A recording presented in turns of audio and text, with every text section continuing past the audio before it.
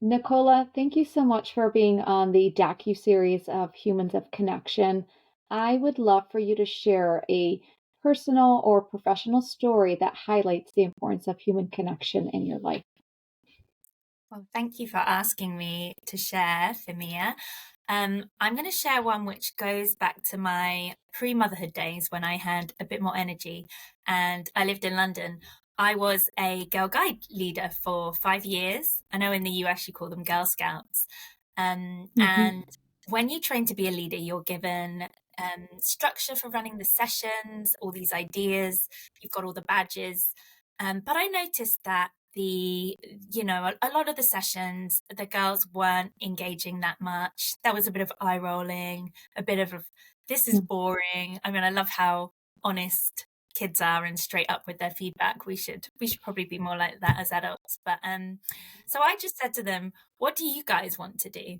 It's pretty straightforward, really, just asking them what it is they want to do. And of course, they said that they wanted to make cakes every week, which wasn't possible because I didn't want to do washing up every week and have to buy flour and sugar every week. But from that point onwards, we began to all plan together. So get a big piece of paper, draw out a calendar, and make sure that every one of them had input on what we were going to do for that half term, what we'd do in each session.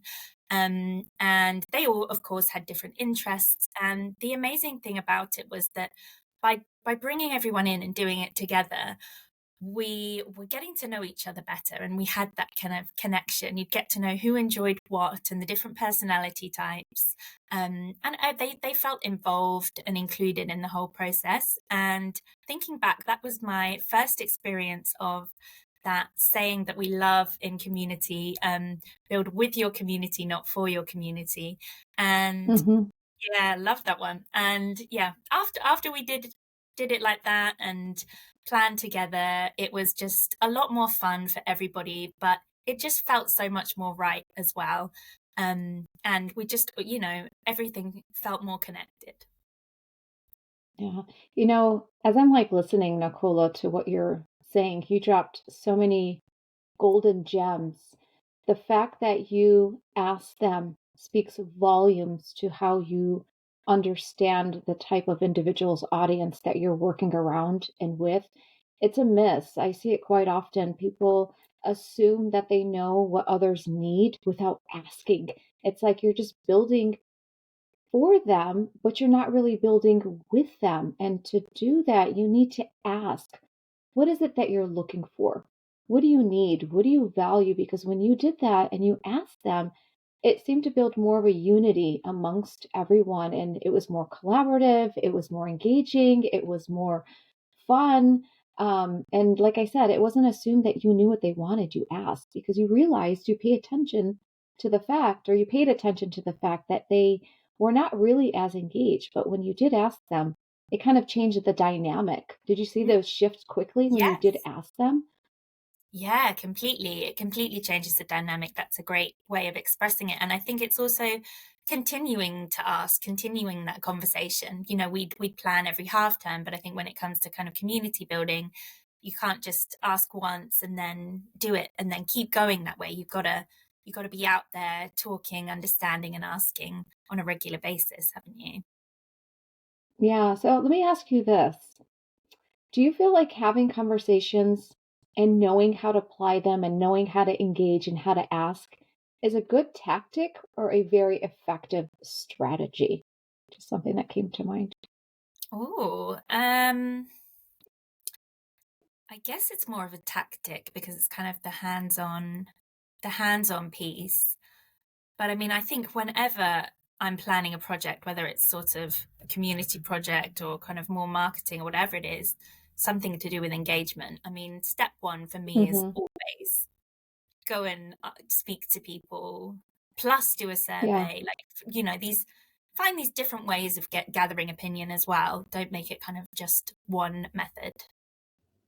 Yeah. And I loved your approach Nicola, you are very much people centered, and that's why it makes you such an amazing community builder. Is again, you're not assuming, and no, and for those listening, I know Nicola. She has got like a heart of gold, and when I talk about someone who really knows how to build community, she is definitely someone to reach out to and connect with, because you don't assume. You kind of pull out the labels, you pull out the assumptions, you put them off to the side, but you get in the forefront with these individuals that you're with, and you dive into the trenches with them, and you get hands on to really build community, to really connect, is to have conversations, to be there with them and experience whatever it is that you have going on or planned with them. So I love your approach, Nicola. I mean, hands down, you are like one of my faves in the community world. So I adore Oh, you. back at you, girl. Thank Yeah, you. and the other, yes, you're welcome. And the other question I had for you, which I'm so interested in, is the impact. What's the impact that this experience has had on you? Whether it's personally or professionally, what has it done for you?